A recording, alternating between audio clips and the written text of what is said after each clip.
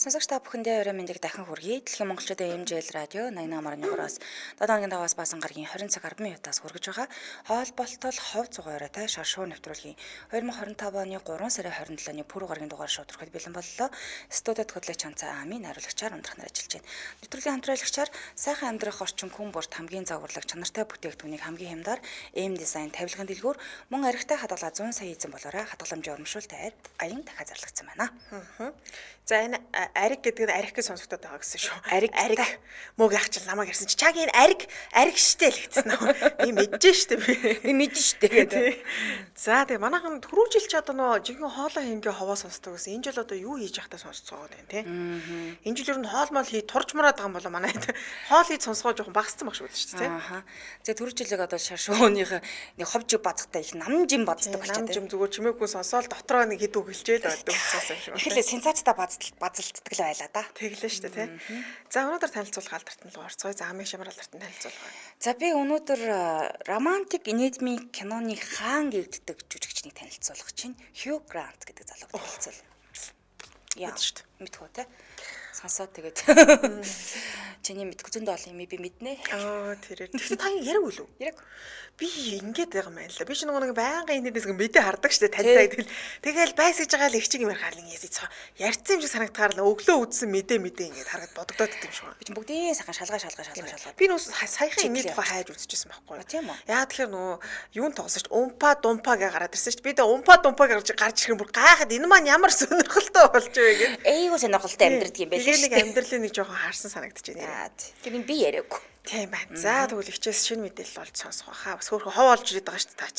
Тийм хол орой ховж айгүй хажууд нь сууж байгаа юм шиг юм олж ирээд байгаа. Би бүрээ лаа бариад хажууд зогсож исэн юм шиг те. Тэгс юм байлээ шүү дээ гэж үгээд. Тэгэхээр тийм хов сонсох нэ бодгоо. За тэгэхээр өнөөдөр танилцуулах алдарт нь лугаас шууд орцгоё. Өнөөдрийн танилцуулах алдартын маань амьдрал бас их сонирхолтой юм алдартан байлаа. За хятад Сингапурын алдартай жүжигчин Кун Лигийн тухай танилцуулна. За түүнийг бид гейшагийн дурсамж, улаан дутраг, амраг минь баяртай гэх бүтээлүүдээр тань. За миний хувьд бол би Алтан цэцгийн хараал гэдэг киноор маш сайн. Тасархай амтэн штэ. Алтан цэцгийн хараал дээр өмсдөг хувцсны санаж байгаас таатан хаан болоод дэрэж нэ Алтан цэцгийн хараал гэдгийн зарим орчуулга нь болохоор удвал цэцгийн хараал гэж орчуулдаг янз бүрээр. Тийм байлаа. Бас гейшагийн дурсамж байна тийм. Гейшагийн дурсамж бол бүр шууд ингээл шууд толгойд орж ирж жүжигч маань. Тэгэхээр эдгээр кинонуудын гол дүр бүтээсэн жүжигчний тухай танилцуулах тийм. За ингээ эхний баримт нь шалгалт өгөх гэж их зовж исэн гин. За Кун Ли 1965 оны 12 сарын 31-ний өдөр Хятадын Шаньян хотын хотодноо одоо айлын баг хүүхэд буюу 5 дахь хүүхэд нь төрсэн юм байна. За тэгээ эцэг их их сургуулийн багш. За тэгээд тэрээр багаас тун авиаслаг хүн байсан. За ингээд Хятадын хамгийн том хөгжмийн сургууль сурахыг хүссэн ч шалгалт өгөө тэнцээгүй гинэ. За энэ үед гэр бүлийнхэн түүнийг эсэргүүцсэнгүй ч одоо яахан бэ болтой арай өөр замаар яваа гэсэн боловч үгүй би урлагийн сургууль заавал орно гэд ингээд үргэлжлүүлэн хичээлээ бэлдэж эхэлсэн. За гэвч 2 жил зүтгэхэд нэмэр байсангүй. Дахиад уншиж байгаа. За тэгээ өстой амьдралын нөгөө гашуун гэдгийг л энэ үед мэдэрсэн байгаа юм л да. За ингээ 3 дахь шалгалт өгсөн. За 3 дахь шалгалт өгөхдөө бол өөртөө итгэлтэй байсан. Яг тэр маш их бэлдсэн байсан учраас за би одоо л угаасаа тэнцнэ гэж бодсон. Гэвч дахиад унтсан. Тийм би одоо тэнцэн би аяга итгэлтэй сууж байсан шүү дээ. Үгүй шүү дээ. Манай өөртөө итгэжсэн, бид ч итгэжсэн. Тааж шалгалтын хариунд биш байсан. Унчлаа тий. Тийм. За тэгээ энэ үед уулангийнх нь багш нар түүний авиас чадвартайг нь бол мэдчихээс учраас сургуулийг ятгсан маггүй энэ хүн те энэ онон дээр аягүй сайн авсан. Энэ дээр л жоохон дутцсан байна. Ер нь ингээ оруулчаач тэгээд. За ингээ албасаар орж чадсан. Тэгээд энэ бол түүний жүжигчин болох гараа эхэлсэн үе гэсэн үг л те. За дараагийн баримт нь маш хичээнгүй жүжигчин. Жүжигчнийхэн замлаг харах юм бол үнэхээр ийм мундаг жүжигчин шүү дээ. Дандаа ийм хит бидний мэддэг тоглосон тий. За тэгээ энэ явдлаас хойш нэг 2 жилийн дараа 1987 онд найруулагч Жан Имо гэдэг найруулагчийн найруулагч бас маш алдартай найруулагч улаан доторх эмэх бүтээл тоглох гол дүрийн эмэгтэйг хайжсан. За тэгээ жүжигчин Кун Ли ч бас тэр тухайн шалралтанд оролцсон. За тэгсэн найруулагч залуу түүнийг анхаараа шуудхан за энэ бол миний киноны гол дүр байна гэдэг мэдсэгнэ. За учир шалтгаан юу вэ гэхээр бусдаас өөр өрмөц гоо үзэсгэлэн тий. За зөвхөн түүнээс л мэдрэгдэх тийм онцгой мэдрэмж өөрт мэдрэгдсэн юм байна. За гэвч уг бүтээлийн их зохиолыг бичсэн зохиолч Муян гэдэг хүн Кун Ли гэдэг энэ жүжигчин маань нэг таалаагүй. Онцгүй гуйл гэдсэн юм. Яа тэгэхээр их тийм эмзэг туйхан эмэгтэй харагдсан. Гэтэл энэ кино маань өөрөө Японы дарангуулын үед эр зөөр гарган тэмцэж байгаа юм хүчрэг бүсгүйг харуулах гэдэг. Энэ журам дээр хүчрэг бүсгүйтэй штэ. Нэг л таарахгүй ах шиг байна да гэж одоо шүүмжилсэн. Харин гунлигийн хувьд бол ерөөсө бууж өгөөгүй. Зураг авалт эхлэхээс 2 сарын өмнө хөдөө тосгонд очиж хөдөөний амьдралд суралцсан. За усны им дамнуурхтай явж байгаа хэсэг тоглох байсан гинэ. За тэгээ эн чинь нөгөө анх удаага үүрж байгаа хүн бол ерөөсө нэг имээ эв хавгүй л явна штэ тий. Тийм штэ мөр хоолгоо тэр чинь хэцүү штэ тий. Тэгэхээр зураг авалт эхлэхээс өмнө 1 сарын турш ингээд тасралтгүй бэлдсэн юм байна. Усанд явдаг гэсэн үг. Наашаас чи байнга дамнуурхтай ус зөөдөг байсан. За ингээд хичээсний эцэс зураг авалт бол маш амжилттай дууссан. Гэхдээ одоо үр дүн хүлээх хэрэгтэй. Тэ анхныхаа нуран бүтээл энэ кино амжилт болох уугүй юу. Тэгсэн уг бүтээл Германы Берлиний олон улсын кино наадмаас Азиас анх удаага маш том шагналыг хүртэж чадсан. За тэгээ энэ түүний анхны бүтээл байсан ч анхны бүтээлээрээ өөрийгөө ямар мундаг жүжигчин бэ, бас ямар одоо тэ од болох юм бас авиас чадвартай хүн бэ гэдгийг харуулж чадсан. За тэрээр энэ туршлагаараа дамжуулан хариуцсан ажлаа хичээнгүү хийх нь намайг те өөрийг нь илүү хүчрэг болгох юм байна гэдгийг ойлгосон. Тэгэхээр бэлтгэл сайтай байх хэрэгтэй байна гэдгийг ойлгосон гэсэн.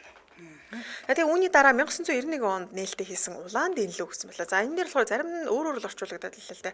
Улаан дэнлүү асаах болов улаан дэнлүүний гудамжчлүү янз янз л байсан. Энэ киногоос би үзчихсэн. Энэ киноны хувьд тухайн үед одоо сул дорой 10 жилийн охины дүрийг бүтээх хэрэгтэй байсан. Тэгээ зураг авалт эхлэхээс өмнө одоо нөгөө яг тэр зураг авалт үргэлжилж явах ч гэсэн тэгээ зураг авалтын багийнхны бүгднийх нь хувцсыг аваад ингээ гараараа угаадаг гэсэн. Тэгэхээр яг л тэр дүрдээ ордог гэсэн. Айгу онцгүй төгсдөг те нэг юм одоо юу юм татар юм аваад нэг өрөө. Тэгэл улаан дэнлүү ассан газраа л ноён нь ирдэг. Тэгээ сүулдэ ирэхэ болчихдог шүү дээ. Тэгээд үхчихдэг баха. Тийм нэг жоохон юм онцгүй. Гэтэ үзэхэд бол харамсааргүй бас сонирхолтой бүтээл те. За ингээ 1992 онд тоглосон Чижиогийн Түүх гэдэг кинонд дүрээ сайн бүтээхийн тулд зураг авалт эхлэхээс 1 сарын өмнөөс хөдөөний тариач нэгэрт очиж бэлтгэл хийсэн. За ингээ тэнд очиод нутгийн аялах сурсан. Тэгээд албаар үсээ ширүүн тийм одоо нэлээ салхинд те эвгүй болцсон юм шиг үстэй болохын тулд бокер угаадаг гэсэн. Яа. Тий үсээ бокер угаагаал яг нэг тийм ширүүн үстэй өдөржингөө явна. За тэгээд төгс хөдөөний бүсгүй болж чадсан. Тэгээд одоо 1 сарын турш бэлтчихэж байгаа шүү дээ. За тэгээд ямар сайндаа зураг авалтын талбай дээр өөр жүжигчээд ирээд хунлын жүжиг танаагүй энэ одоо юу хөдөөний хүүхэн яваад байна гэдэг. Тэгээ харсан чи үс нь ингээ арзаа зайгүй ширүүн үстэй хатар нь улаан тэгээд нутгийн аялгаар ярьдаг те ингээд алчуур орооцсон хүн байгаад тахаар хин ч юусэн юм алдарт. Чи одоо энэс өмнө бүр алдартай бүтээл тоглоод танигдсан баг шлаг алдартай болсон байгаа дээ. Тийм юус хин ч тэгж мэдээгүй энэ өдөөний хүүхэн л яваад байна даа л гэж бодсон юм байлаа. За тэрээр энэ бүтээлээр Венецийн кино наадмаас шилдэг эмэгтэй жүжигчний шагналыг хүртсэн. За 1993 онд нээлттэй хийсэн Баяртай татвар юм минь гэдэг бүтээлд өндрөө сайх айдастай байсан ч гэсэндээ үүнийг үл тон 2 аяга вино хусаад за тэгээ зоргоо чангалангуудаа өсөрчөж байгаа байхгүй. Тэгэхээр ерөөсөө тий өөр хүн болгонд өөр юм гэсэн айдас байгаа шүү дээ. Тээг бол ерөөсөө тоохгүй өөрөөрөө одоо нэг тийм тэр айцаа даван тулсан гэсэн үг шүү дээ. За тэгээ гейшагийн дурсан чимээг бүтээлд 3 секунд гарах юм дэвүр эргүүлдэг гэсэн байдаг. Зүгээр нэг үнэхээр богино гардаг ингээд нэг эргүүлэл болоо. Тэгсэн чинь энэ дэвүрийг үнэхээр төгс эргүүлэхийн тулд 5 сарын турш өдөрт 2000 удаа дэвүр эргүүлдэг гэсэн гэнэ. Пөө өдөрт 2000. Тий өдөрт 2000 эргүүлээл маргааш дахиад 2000 ингээд 5 сарын турш эргүүлнэ.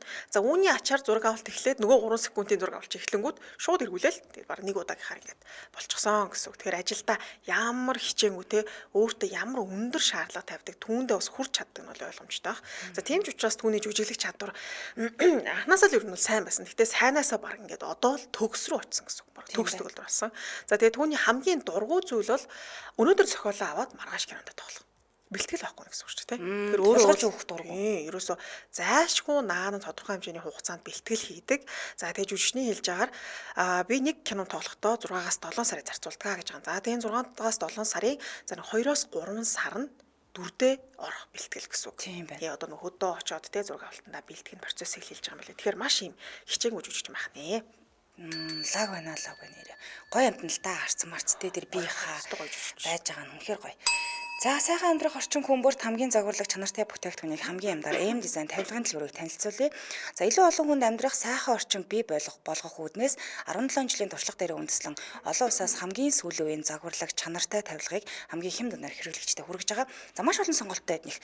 Та гэрээ тохиолдоход хэрэгтэй бүх зүйлсийг эдний 6 салбараас нь сонгоод авах боломжтой. Хамгийн гол нь салбар бүр өөр өөрсдийн онцлогтойгоос гадна өөр өөр бүтээгдэхүүн байна.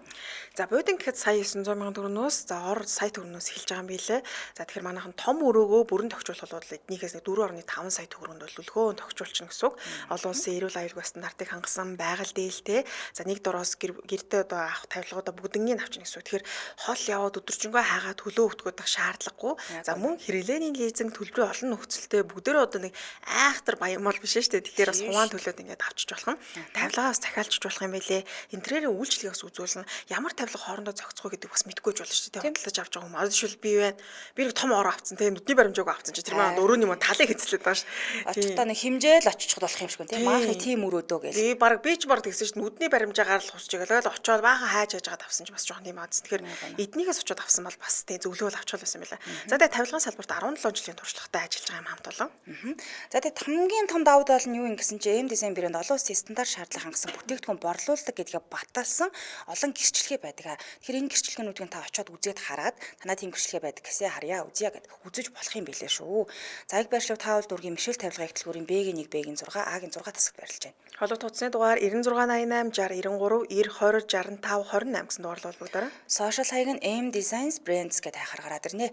Баярлалаа хамтран ажилласан сайхан амьдрах орчин хүмүүрт хамгийн загварлаг чанартай бүтээгдэхүүнийг хамгийн хямдаар M Design тавилганд л хүрээлээ. Баярлалаа. За үргэлжлүүлэн одоо гол хэсэг буюу гал халуун хайр дурлал руу орцгоё. Энэ жүжигчний хайр дурлал ер нь их алдартай. Тэгээ би учирч исэн залуучууд гээд бүгднгийн ерөөдөө гоё ингээд тавчлаа цэгцэлсэн. За тэр бүх зүйлд хичээнгөө байдаг шигэ хайр дурлалын хувьд ч гэсэндээ их тийм гал мандалсан тийм айхтар хайр дурлалтай учирч исэн.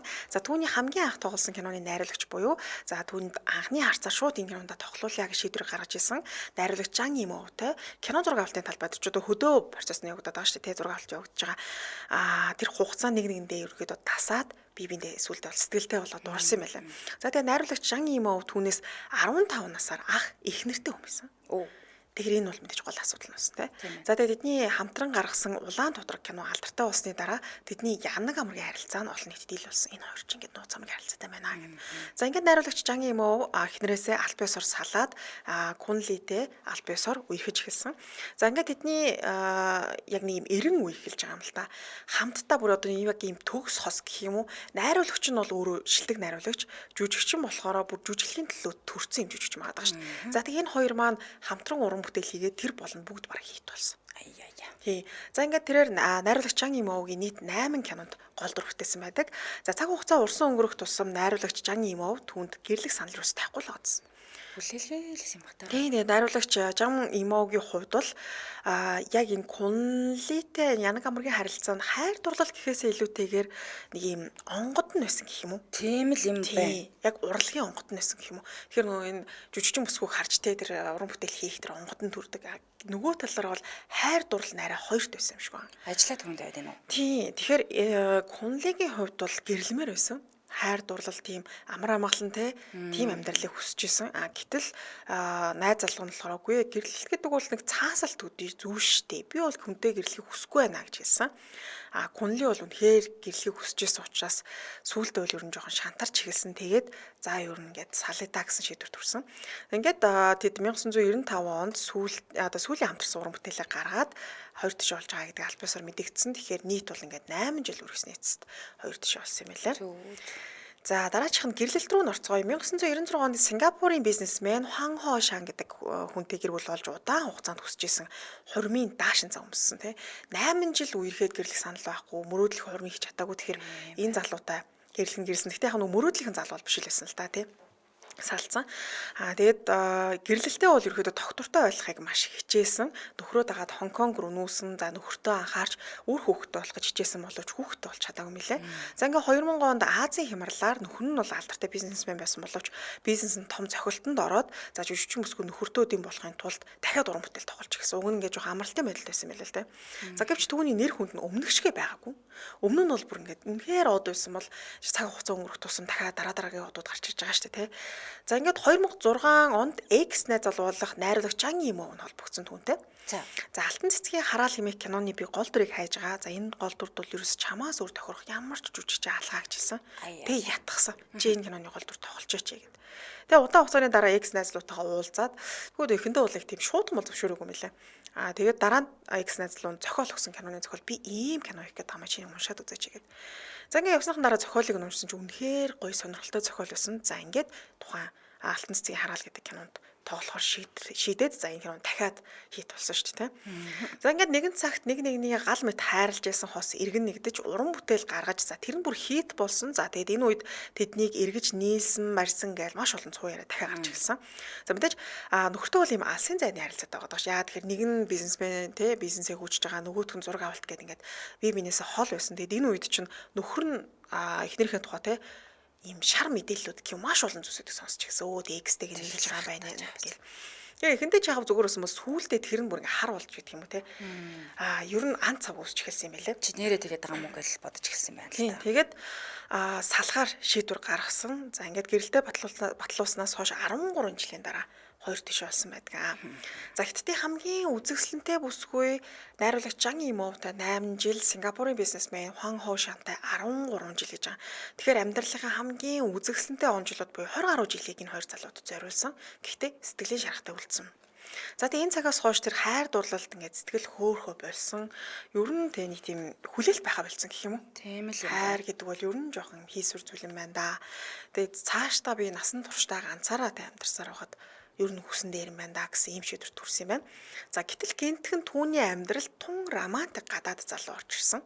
Тэгээд амьдралыг тэр чигээр нь ормонгоор нурчсан гинэ. За тэр бол Франц электрон хөгжимчин Жан Мишель Жар гэдэг ирсэн. За түүний нөхөр хөгжмийн салбартаа бол бүр домог гэж яригддаг юм хүн. 2017 онд Лондон, Стокгольмд аялан тоглолт хийж агаад тэгээ энэ хөгжимчин найзынхаа гэрт очисон чинь тэр гэрт нь жүжигчин бүсгүй суужсан. За ингээд энэ хоёрын анхны уулзрал. Ариун анхны биш. Хоёул хажуулсан одоо зогсож исэн юм бол хоёр талаас нь та хоёр үнсэлц гэж байгаа юм шүү дээ. За тэрээр жүжигчин бүсгүүд анхны харцаар дурлсан. Тэгээд тэд яг л юм ярилцаад үзсэн чинь нэг хуучны танил шиг те би нэг маш хурдан ойлгосон. Ерөөсөө яг юм төгс хос болж чадхаар юм санагдсан гинэ. Хэдийгээр Жан Мишель Жарын хувьд бол өмнө нь 3 удаа гэрлээ салж исэн. Насны хувьд 70 өгчсэн байхгүй. Тэгээ хайр сэтгэлийнхээ төлөө гэхдээ энэ ир бол тун эр зоригтойгоор ийм өмнөх харилцаанаас нь илүү тийм шийдэмгий эр зоригтой ийм залуу байсан. За тэгээ жүжигчин бүсгүүд түүний шийдмэг байдлыг таалагдсан. Тэгээ Францэр бүр түүнтэй илүү сайн ойлголцохын тулд хятад хэл хичээнгүлэн сурах болсон. За ингээ удалгүй гэрлэх санал тавьсан. За тэгээ санал тавихдаа ямар байдлаар санал тавьсан бэ гэхээр би жилийн 5 тэрбумын орлого олдог. Надтай гэрлээд чинь мөнгө хүснээр үрж болно шүү дээ гэж хэлсэн. Сүрхий. Тэгээ Тэглгүй яах вэ гэж зөвшөөрөх юм биш үү? За гэвч энэ Кунлигийн хувьд өөрөө ямар жүжигчин билээ те хөрөнгө чинээ бол яггүй их байсан. Тэгм учраас надад бол хөрөнгө чинээ нэг чухал биш ээ гэсэн. За тэгэд гол санаа зовж байгаа зүйл нь нөхөр болох хүн түүнээс 17 насаар ах байсан. Тэгэхээр насны зөрүү ихтэй буюу те 70-тай байгаад шүү дээ те. Тэгээ үүнийг анзаарсан Францэр эмнэлэгт очиод бүтэн биеийн шинжилгээ өгсөн. За тэгээ шинжилгээний хариугаа аваад жүжигчин бүсгүүдээр очиод за би хэдийгээр 70-тай харагдаж байгаа боловч те миний энэ одоо бие физиологийн нас маань 50 оюун ухаантай сэтгцийн нас маань 40-төр явж байна. Хөөргийн би батсан байж тэрийг. Би бол дотор айгүй залуу байгаа шүү. Яг миний нас те тоо бол ингээд 70 дээр очичоод байгаа ч гэсэн те би дотроо те ингээд 50-тай те сэтгэл зүйн хувьд бол би бүр 40 нас дээр байгаа гэж хэлсэн. За ингээд 2019 онд тэд гэрэлсэн. За тэгээ жүжигчин маань нөхрөө дагаж гадаадад амьдарч байгаа. Тэгээ нөхөр нь түүнийг хаа байгаа газар нь хаан зураг авалтай байна. Ямар одоо сурчлагын тоглож ийн бүх зүйлд ингэж дагаж явдаг. Жүжигчин бүсгүйч гэсэн нөхрийнхөө тоглолтын дээр очиж ингэж дэмждэг нүүр боталтыг нь засаж байгаа. За мөн ингэж зэрэглээс дэмжиж байгаа гэх мэтчлэн маш олон папарасууд зургууд үт юм билээ. Энэ хоёр маань байнга хөтөлцөж явдаг. Одоо ч гэсэндээ ингэж нэрийг наах юм бол гудамжаар хөтөлцөөд инээгээд явж байгаа зургууд нь харагддаг. Тэгэхээр жүжигчин бүсгүй маань маш тий айхтар хайр дурлалын рамаст уучирсан ч гэсэндээ эцэст нь ингээд амьдралынхаа ханийг олоод одоо ингээд сайхан аз жаргалтай амьдарч байгаа хнэ. Гоё вэ штэ. Эрэгтэй хүн ер нь юм зоримог шийдэмгээ зангал эмгтэйчүүд хүлээгээд идэх тий. Болох гээд байгаа юм бол болгоод болохгүй бол зүгээр ингээ орхио явж байгаа. Яа авах гээд байгаа юм уу, хаях гээд байгаа юм гэдэггүй ингээд хэцүү байдаг байхгүй. Тэрийн залуугийн давуу тал нь тэр биш тий. Тийм шийдэмгээ. Үгүй чи юу болохгүй. Тэрийг шууд шийдчихэж штэ. Би ийм хүнээ. Би ингэж чадна. Би чам бүх юм яах мөнгө төгрөгөнд одоо өргөдөг гэхээс илүүтэйгээр зүгээр нэг бас нэг чадвараа хэлж штэ тий би ийм чадвартай байгаа би сэтгэл зүйн хувьд бол ийм хүн тий би чамтайгаа их олон жил дахиад зөндөө олон жил ингээм хамт байх боломжтой гэдгийг хэлсэн гэсэн үг. Тэгээ одоо ингээ сайхан хамт амьдарч байгаа хнэ. Тийм штэ хамгийн бүгд шинжилгээ өгч гэдэг ч хөөргөн байгаа байхгүй тий. Нэрэл насанд нь яана энэ надад төрүүлээд надаас төрүүлээ явуул хэцүү үгүй боо тий штэ. Насны хайр мэн гэдэг ингээ хамт суусан чинь удалгүй өнгөрчүүл бас л сэтгэлийн шаргал авах зүйл болно штэ тий. За. Нөгөө нэг биологийн нас залуу байна гэдэг ч хамгийн чухал юм бэл. Яг одоо нас нь яг 70 байсан гэсэн тий дотор биологийн нас нь тайг гэдэг чинь зөв л байхгүй. Миний гэхдээ биологи арай их байгаад шүү. Яна.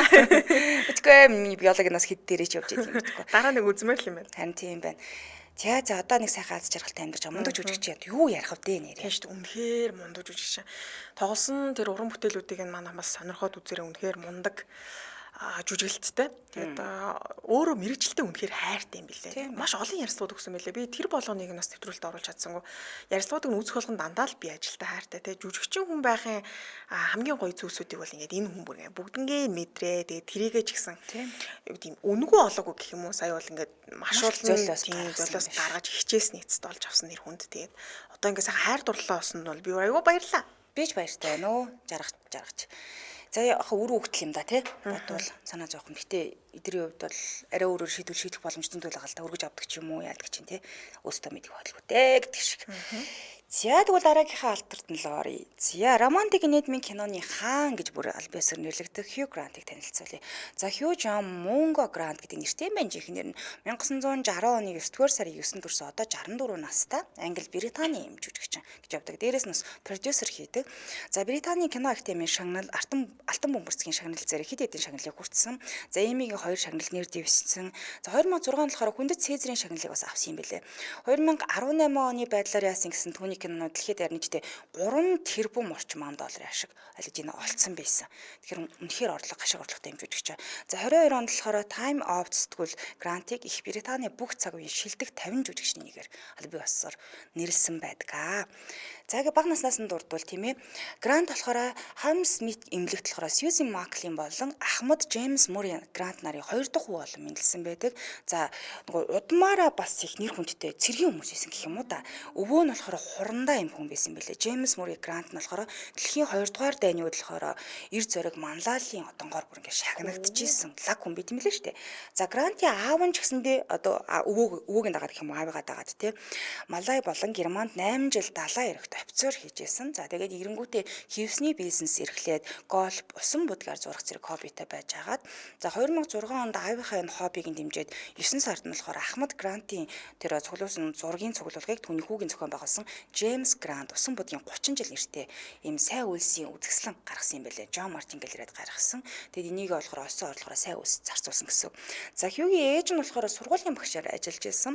Баруун Лондонгийн муж улсын сургуулиудад 30 гаруй жил ажилласан бүр. Одоо насаараа багш хийсэн. Латин, Франц хэл хөгжим заадаг байсан ба. Тэгэхээр олон төрлийн юмыг заадаг байсан. Гэтэ харамсалтай нь ээжийнх нь хувьд болохоор 67 наснда нойр булчирхай 22 давдраар өнгөрсөн юм байлээ. Тэгээд 2022 онд өгсөн нэг нэвтрүүлэгт болохоор Грант хэлэхдээ надад одоо байгаа бүх жүжигчний авьяас генийг би ээжээсээ л өвлөж авсан гэд хэлжсэн.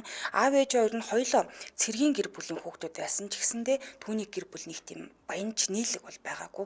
Гэхдээ нэг тийм амар хоосонж байгаагүй дундаж юм амьдралтай байсан юм билээ. Тэгээд бага насандаа олон зууныг болохоор Шотландд өвөөгийнхөө хамт очиж ан хийж загасчилж ингэж өнгөрүүлдэг байсан буюу өвөөтэйгөө их хвчлэн цагийг бас өнгөрүүлдэг байсан гэж байна.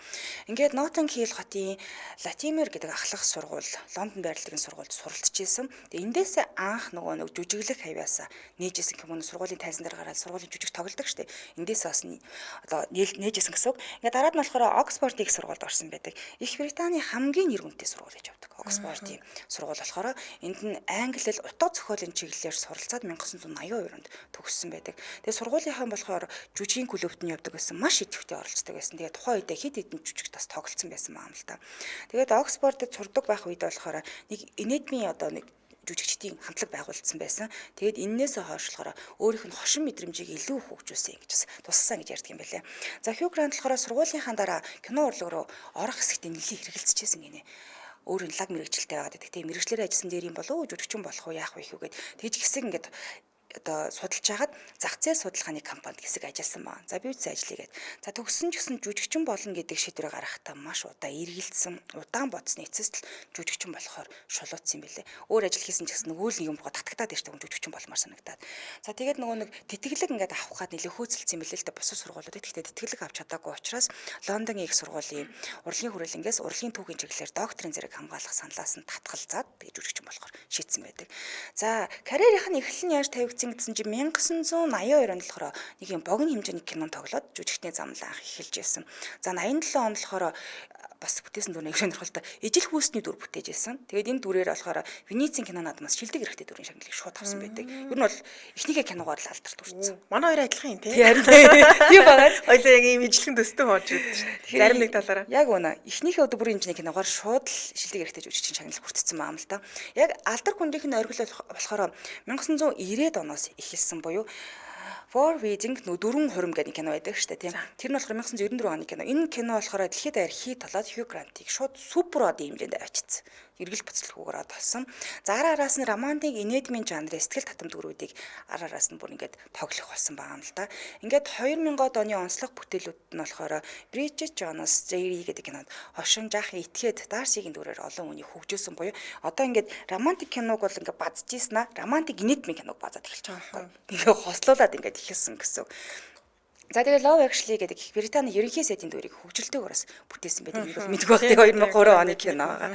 За About a Boy гэдэг кино болохоор илүү гүн сэтгэл зүйн дүр тоглосон түүнийг за нэг дүрдээ л ингээд тоглоод юм байна. Хувирах чадваргүй жүжигч юм байна гэж яригдчихсэн яриаг нь бол нэг хэсэгт нам дарсан байдаг. Ямар ч дүрд бол хувирах чадвартай гэж ярьжсэн. За 2010 оноос хойш болохоор Meryl Streep-тэй хамтран ажиллаад BAFTA болон Golden Globe-д нэр дэвшиж чадсан байдаг аа. За Paddington-ыг мэдэх бах тийм ээ. Paddington болохоор этгээд хөгжилттэй эсрэг дүр бүтээсэн үзэгчдийг бас гайхшруулсан бий юу. Оо бас эсрэг дүр тоглож чаддаг юм байна штэ гэж бас бодсон маа. За тэгээ On the гэдэг кино болохоор HBO-ийн цуврал болохоор нэг юм хүнд драматик дүр бүтээгээд шин өнгөсийг бас харуулж чадсан гэхээр хааш хаашаал хувирчдаг болж байгаа юм л да.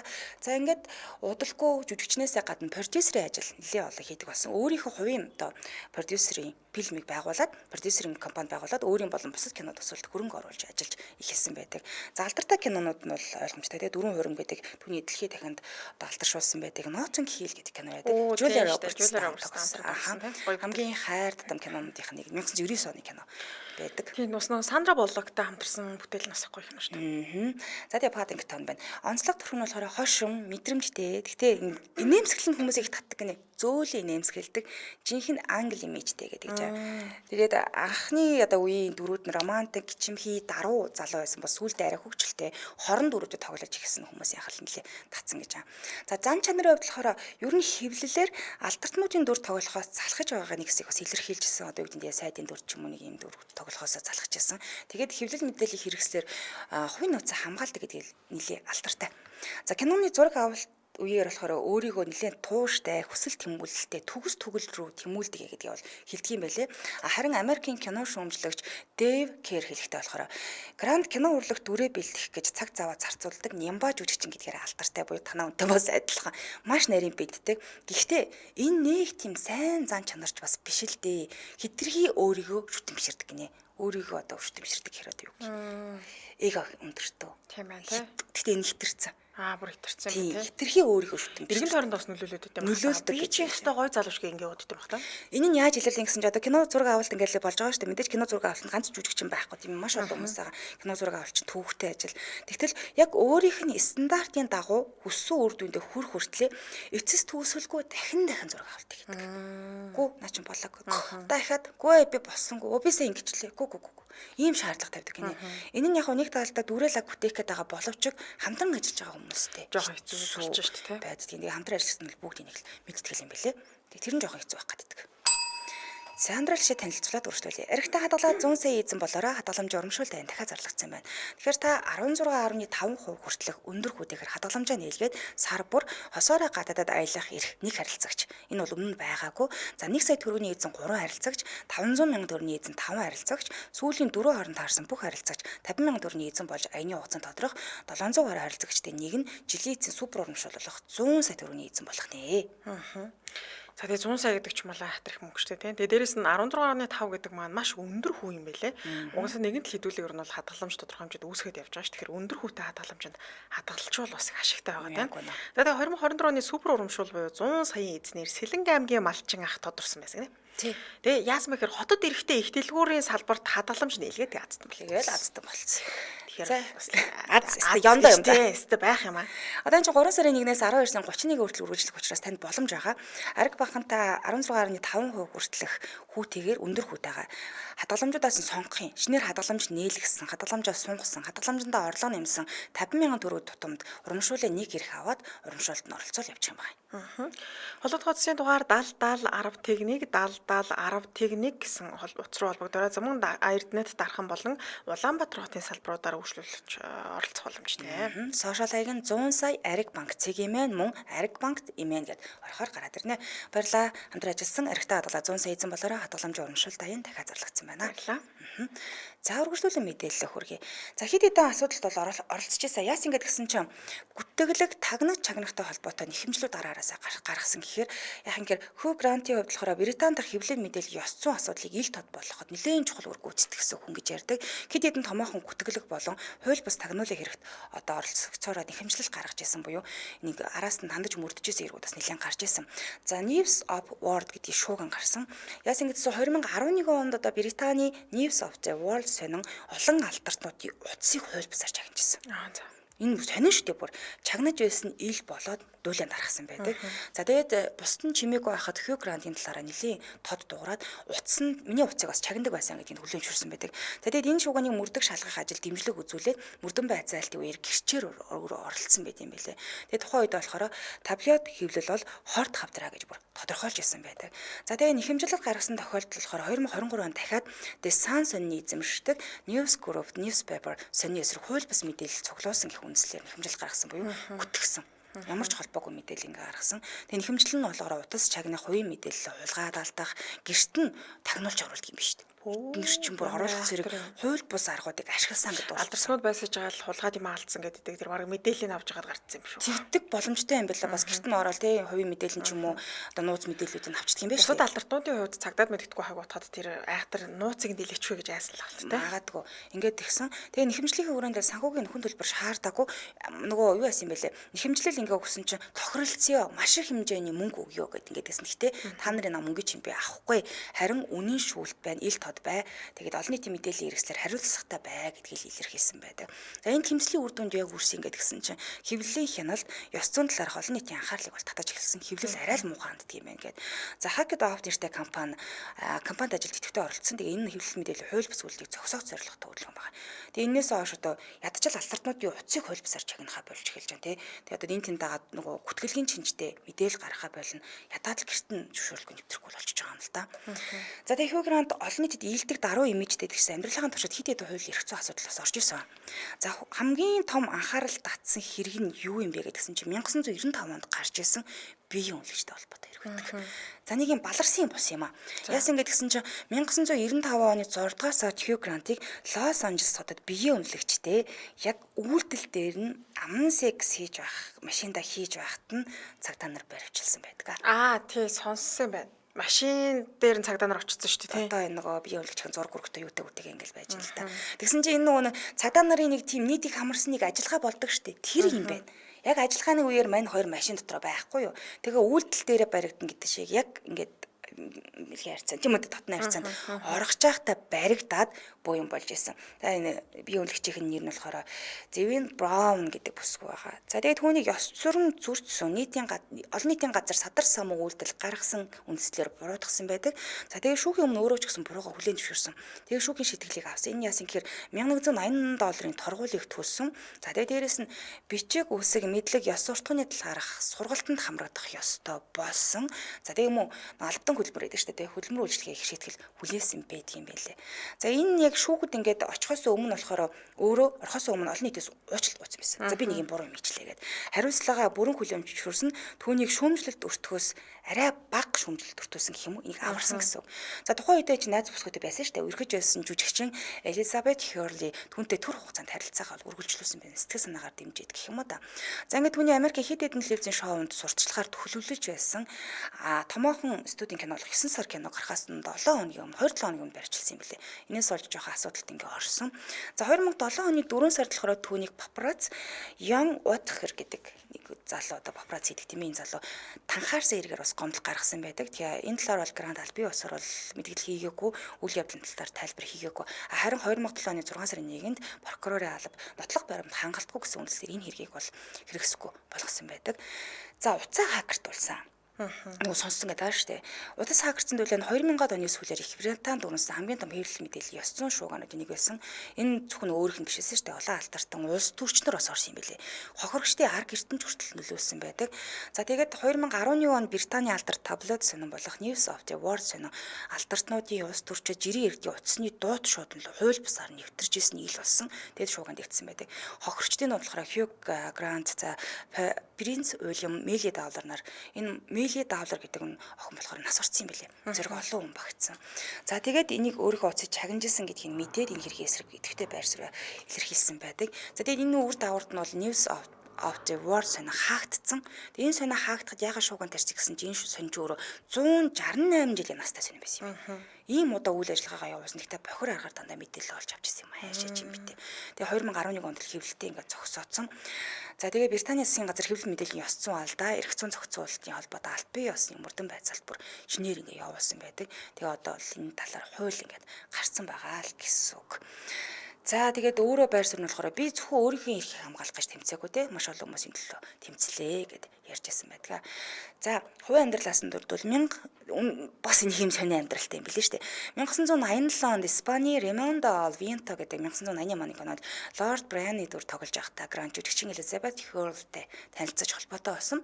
За тэд зураг авалтын үеэр Хёрлтэй болцож ихсэн бөгөөд тэдний харилцаа дараа нь хэвлэл мэдээлэл хэрэгсээр анхаарлын төвд нөлөө орсон байдаг. За яагаад хэвлэл мэдээллийн төвд ингэтлээ орсон гэсэн чинь найз бүсгүйт буюу Хёрлтэйгээ байхдаа 95 дэх биеийн үнэлэгч асуудалтай холбогдсон л тоо. Энэ дээрээ олон нийтийн олон улсын шар мэдээний төвд бол ингээ орчиж байгаа. За тэгээ хосууд бол 2000 оны 5 сард аль бие усаар цаасан. Гэхдээ одоо сайн харилцаатай буюу Грант Хёрлигийн хүү Дамианы загалмаас аав гэж эцэг нэж яв. Тийм билээ. За Грант 2 эмэгтэйгээс 5 хүүхэдтэй. За энэ 5 хүүхэдтэй олох гэж бүр гурвалжинд үргэлж юм болсон. 2011 оны 9-р сард ирээр Чингэлэн Хонгоос охинтой болсон. Чингэлэн Хон гэдэг бүсгүйгээс болсон. Тэгээд энэ бүсгүйг болохоор Лондонд хятад ярьцааны ресепшн, за эсвэл энэ хятадын алдартай жүжигчин юм байна гэд янз бүрээр ташаа мэдээлжсэн. Гэхдээ энэ бол жүжигчин биш үгүй жирийн нэгэн бүсгүй ярьсан. За тэгээ охиных нь хятад нэр нь болохоор Жинси гэдэг нэртэй орчуулбал баяртай гинтийн бэлэг гэсэн утгатай юм байлаа л дээ. За ингээд Грант Хонг хоёр төр зүрэ харилцаатай байсан гэдэг нь түүний төлөвлөгч нь хэлсэн баа. За ингээд салчиж байгаа энэ хоёр. Тэгсэн 2012 оны 9 сар Шведийн телевизийн продюсер Анна Эберштейн Грантын 2 дахь хүүхэд болох хүүг төрүүлсэн байдаг. Тэ нөр суугаагүйсэн. Уулзж авах хугацаанд ингээд төрүүлж байгаа. За ингээд хүүгийн төрүүлж байгаа штэ нэг бүсгүй тэнд охины төрүүлээд нэг бүсгүй ингээд хүүгийн төрүүлж байгаа штэ. Тэнгүүд 2 дахь хүүхдээ төрүүлсөний салаад ингээд явчихж байгаа. Тэнгүүдээ эхнийхээ хүүхдийн төрүүлсүүлэг ахаад чинь. За эргээд хэлчихэж байгаа. Энэ хооронд Хонг Грант хоёр хэсэг хугацаанд дахиад нээсэн. Ахир дэлэнгүүтээ 2012 оны 12 дугаар сард Грантын 3 дахь хүүхэд болох ахаад нэг хүүг төрүүлсэн байдаг. За тэгээд ингээд эхнийхээ одоо уулзжсэн бүсгүйгээс 2 хүүхэдтэй, дунд нь уулзсан бүсгүйгээс 1 хүүхэдтэй байжгаад эхнийхээ уулзжсэн бүсгүйгээс ахиа салсаа. Ахиа салаад 2 дахь уулзжсэн бүсгүй болох Эберштейнтэй ахиа нээсэн. За тэгээ октод нь 2015 оны 12 дугаар сард орлон 18 оны 3 дугаар сард октод нь гэдэг нь ондоо тэр 2 дахь бүсгүйтэй эргээд нийлээд 2 хүүхэд бүсгүйгээс 3 хүүхэдтэй болчихсон. Нэмж 2 гараад гэхээр. Тийм тэгээд нэг юм 2 бүсгүйн дунд тэлээ урагш хэсэг гүйж 5 хүүхэдтэй гэсэн. За тэгээ сүүлд нь бол Грант болон Эберштейнаар 2018 оны 5 дугаар сарын 25-нд аль бие усаар гэрэлсэн байд юм байлээ. За тэгээ хамтран ажиллах одоодтай жоохон харилцаа муутай гэдгээ бол мэдэх бах тийм ээ. За Грантын хамтран тоглосон жүжигчин Роберт Дауни Жуни тэр болон Гранттай зураг авалтын үеэр үнэхээр таарамж муутай байсан гэдэг. Надад төмөр хүн биз дээ. Дауни хэлэхдээ би түүнийг тэнэг гэж боддог. Мэдгүй би зүгээр л түүнийг тийм тэнэг л гэж боддог. Түүнтэй харьцсан миний хувийн туршлагаас харахад би түүнийг өөрийгөө нэгт тавьдаг, хит өндөр эготой. Тэгээ дээрэс нь маш уйтгартай хүн гэж боддог гэж хэлсэн байдаг. Ингээ 2018 онд болохоор Грант Дауни хоёрын зураг авалтын үеэр үүссэн хурцталмал байдлыг батлаад Грант хэлж байгаа. Тэр Дауни хэлж байгаа. Тэр намайг үзий яддаг байсан үү нэ. Тэр над руу хараад намайг юу нь бол алахыг хүсдэг байсан бах. Би маш их гомдсон гэж хэлсэн бэлээ. Нилээн гомдсон.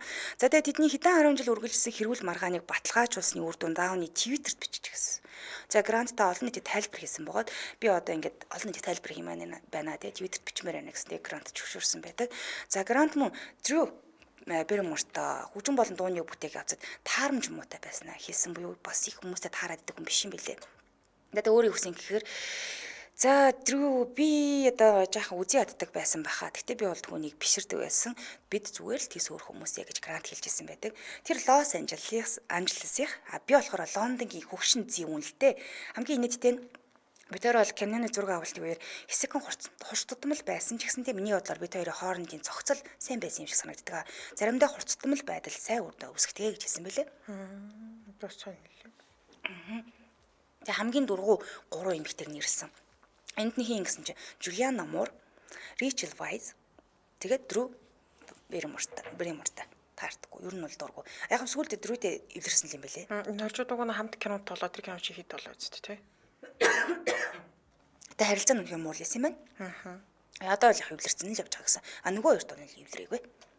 Амилан да. Ямар сайхан нарийн тодорхой хин те би энэ хүнд дургүй гэдэг шиг би чинь энэ хүнд дургүй гэдэг үргэлж тодорхой хэлчихдэг юм лээ. Би бол энэ дургүй, би бол тэр дургүй. За тэгэл юм байна да. Хэлчихдэг юм байлээ. За баярлалаа түргээ нэвтрүүлгийн өндөрлөлийн студид хөтлөгч Чанцаа амийн найруулагчаар өндрөхнөр ажиллалаа. Нэвтрүүлгийн хамтраалагчаар сайхан амьдрах орчин хүн бүрт хамгийн загварлаг чанартай бүтээгдэхүүнийг хамгийн амдаар эм дизайн тавилгын төлбөр маярагтаа хадгалаад 100 сая эзэн болоорой. Хадгаламж урамшуул тань дахиад зарлагдсан байна. Өргөжлүүлэн та бүхэн маань амар цаг нэвтрүүлгийн улаан сонсорой. Түр баяртай. Баярлалаа. Баярлалаа.